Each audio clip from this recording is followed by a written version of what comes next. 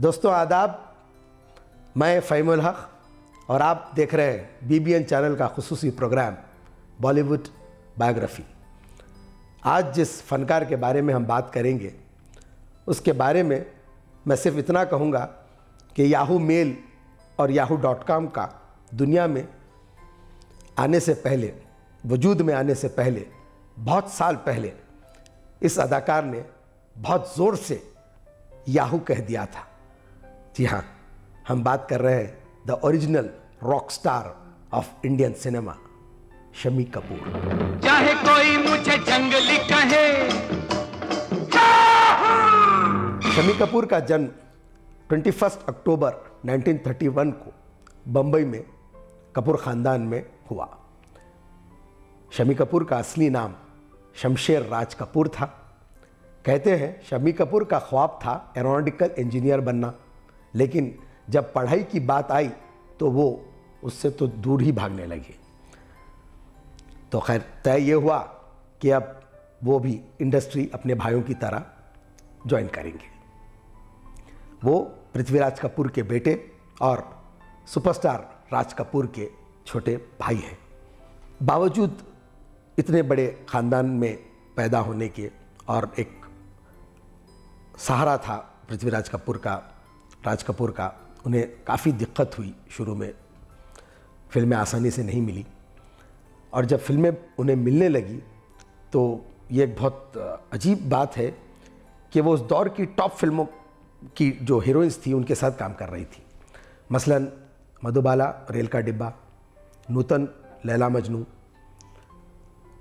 सुरैया, शमा परवाना, लेकिन ये तमाम फिल्में उतनी कामयाब नहीं हुई। उस दौर में नासिर हुसैन एक फ़िल्म बना रहे थे, तुम सा नहीं देखा, जिसकी फिल्म की हीरोइन थी अमिता। देवानंद को साइन किया गया, लेकिन देवानंद चूँकि हीरोइन नहीं थी, उन्होंने वो फिल्म करने से इनकार कर दिया और वो फिल्म मिली शम्मी कपूर को, जहाँ से ये कॉम्बिनेशन नासिर हुसैन और शम्मी कपूर का बढ़ा। तुम सा नहीं देखा बहुत बड़ी हिट थी और शम्मी कपूर हिंदी सिनेमा में द फर्स्ट डांसिंग स्टार के तौर पर नुमाया हुए। तो हमने लाख हंसी देखे हैं, तुम सा नहीं देखा। 1961 में फिल्म जंगली आई, जिसके गाने की शुरुआत में उन्होंने याहू का नारा बुलंद किया और उसी गाने ने उन्हें रातों रात स्टार बना दिया। फिर उसके बाद शम्मी कपूर ने प्रोफेसर, चाइना टाउन, प्यार किया तो डरना क्या, कश्मीर की कली, ब्लफ मास्टर, जानवर, Rajkumar, Teesri Manzil, Badtameez, an evening in Paris, Prince और ब्रह्मचारी जैसी कई सुपरहिट फिल्में दी। शम्मी कपूर मैं समझता हूँ शुरू के एक्टर्स में से वो एक्टर है जिन्होंने ज़्यादातर नई हीरोइंस के साथ काम किया। जैसे हमने बात की जंगली की, जिसमें हीरोइन थी सैरा बानो, कश्मीर की कली, शर्मिला टैगोर। तकरीबन हर बार नई फिल्म हीरोइंस को इंट्रोड्यूस किया गया और हर बार वो फिल्में सुपरहिट साबित होती गई। तमीज कहो या कहो जानवर, मेरा दिल तेरे दिल पे फिदा हो। बड़े पर्दे पर अपनी दमदार एक्टिंग हो या फिर किरदार में जान फूंक देने की बात, इन दोनों में भी शम्मी कपूर ने महारत हासिल कर ली। और कहते हैं शम्मी कपूर ने फिल्मी पर्दे पर जितने भी हीरोइंस के साथ रोमांस किया था, तो वहीं उनके हीरोइंस के साथ अफेयर्स की भी खबरें भी खूब सामने आने लगीं। सबसे पहले बात करते हैं नूतन के साथ उनकी पहली फीलिंग्स की। तो दिल का मिलन, आज मिला धरती से गगन।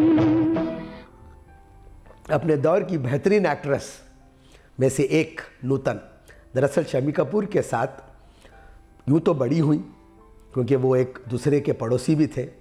कहा जाता है कि शम्मी कपूर बचपन से ही उन्हें प्यार करते थे और नूतन भी उन्हें पसंद करती थी। जिसकी वजह से दोनों को एक दूसरे के साथ वक्त गुजारना अच्छा लगता था। दोनों के परिवार के दरमियान भी काफ़ी मेलजोल था। दोनों फिल्मी फैमिलीज थे, पड़ोसी भी थे। इस वजह से उनका रिश्ता और गहरा होता चला गया। और फिर जब दोनों जवान हुए तो दोनों ने शादी करने का फैसला किया, लेकिन बात यहीं से बिगड़ गई।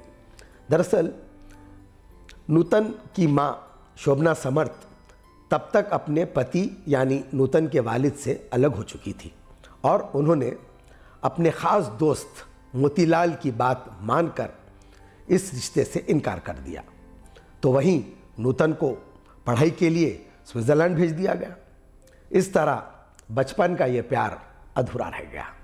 हालांकि नूतन और शम्मी कपूर ने 3 फिल्मों में ज़रूर साथ किया है, लेकिन वो दोनों ज़िंदगी भर एक दूसरे के सिर्फ अच्छे दोस्त बनकर रहे। शम्मी कपूर के मोहब्बत के किस्से यहीं ख़त्म नहीं होते। जब भी उन्होंने कोई फिल्म की, उस फिल्म के हीरोइन के साथ शादी करना चाहा। ऐसा ही कुछ मधुबाला के साथ भी हुआ जब उन्होंने फिल्म की थी रेल का डिब्बा।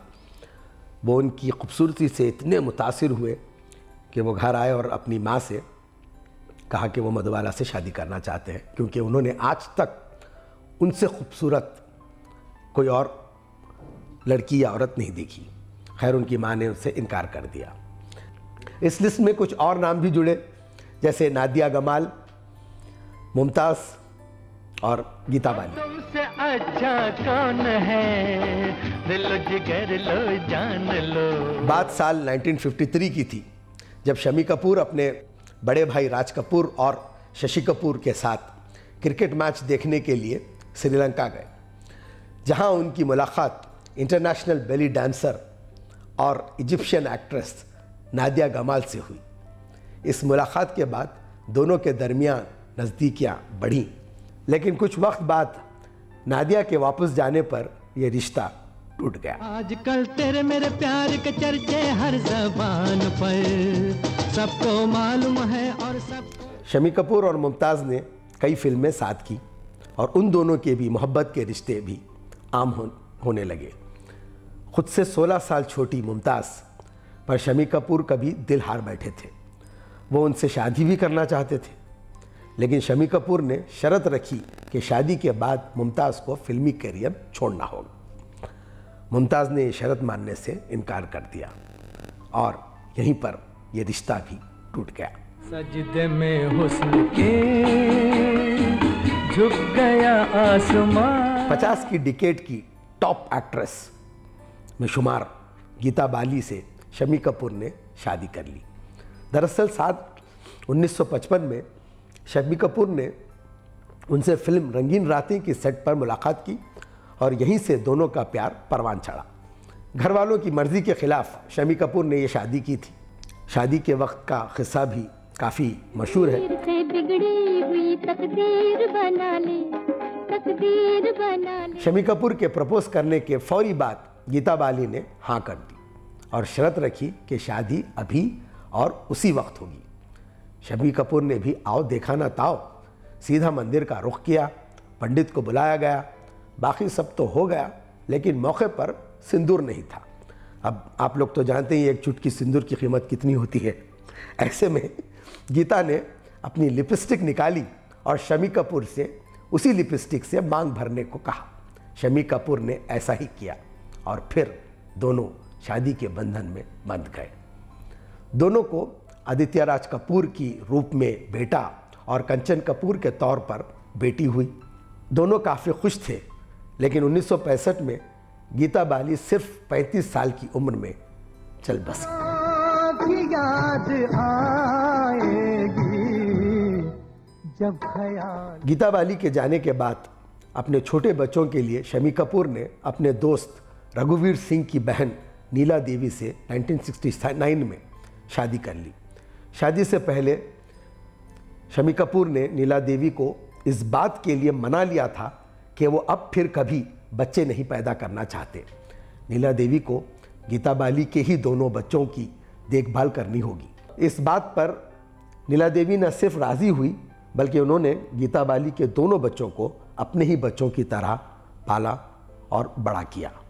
फिल्मी दुनिया में एक ऐसे वक्त जब शम्मी कपूर का करियर काफ़ी बुलंदी पर था, तो वहीं उनकी पर्सनल लाइफ काफ़ी चैलेंजों से भरी हुई रही और फिर धीरे धीरे शम्मी कपूर ने फिल्मों से दूरी इख्तियार कर ली।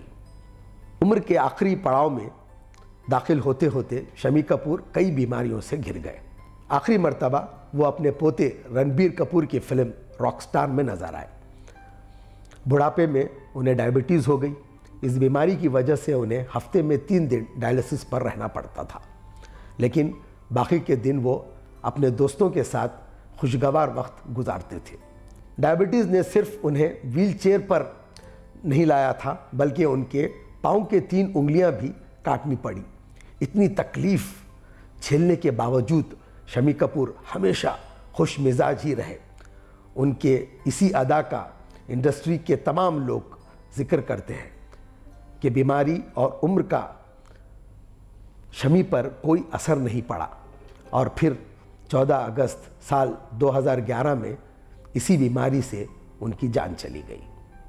शम्मी कपूर जहां एक तरफ अपनी फिल्मों में काफ़ी रोमांटिक और थोड़े से नॉटी कैरेक्टर्स निभाते थे, वहीं उनकी फिल्में देखने वालों को बुरी नहीं लगती थी। वो बहुत साफ और शाइस्ता हुआ करती थी।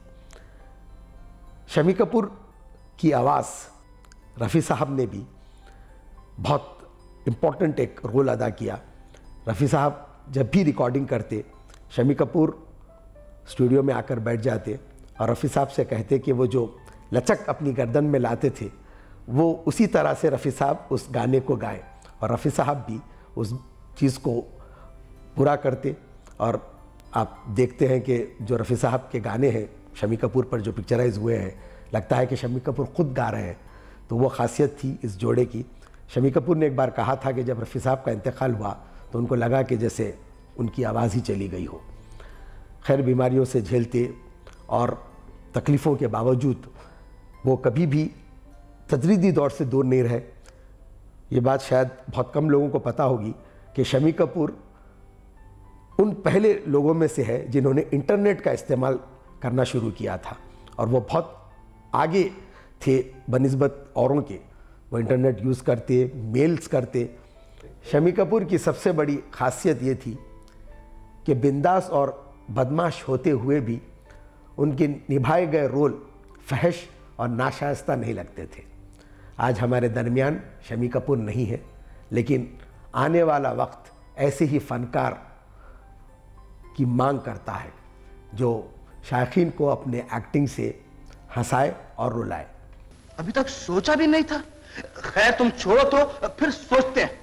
शम्मी कपूर के करियर में बहुत बड़ा हाथ रफ़ी साहब का भी रहा, क्योंकि रफ़ी साहब ने जिस तरह से शम्मी कपूर के गाने गाए थे वो वाकई काबिल तारीफ़ है। ऐसा नहीं लगता है कि कोई और शम्मी कपूर को आवाज़ दे रहा है, बल्कि जब आप वो फाइनल नुएंसेस को देखेंगे, जब वो अपनी गर्दन लचकाते हैं और रफ़ी साहब जब गाते हैं, तो लगता है कि शम्मी कपूर खुद गा रहे हैं। शम्मी कपूर ने एक बार कहा था कि रफ़ी साहब के इंतकाल के बाद उन्हें लगा कि जैसे उनकी आवाज़ ही चली गई है। जब न होंगे तो ऐ दिलरुबा, किसे देख कर हाय शर्माओगे। तो कैसा लगा हमारा ये शम्मी कपूर का एपिसोड, जहाँ पर हमने कम वक्त में उनकी मुकम्मल दास्तां को समेटने की कोशिश की है। हमारे BBN चैनल के कमेंट बॉक्स में अपनी राय ज़रूर बताएं, और जो न्यू यूज़र्स हमारे इस चैनल को देख रहे हैं, सब्सक्राइब करना ना भूलें। बेल आइकॉन को भी ज़रूर दबाएं ताकि आपको नए नोटिफिकेशंस आते रहें। फिर मिलते हैं अगले हफ्ते एक नए एपिसोड के साथ। तब तक के लिए मुझे यानी फ़हीम हलक को दीजिए इजाज़त। खुदा हाफ़िज़।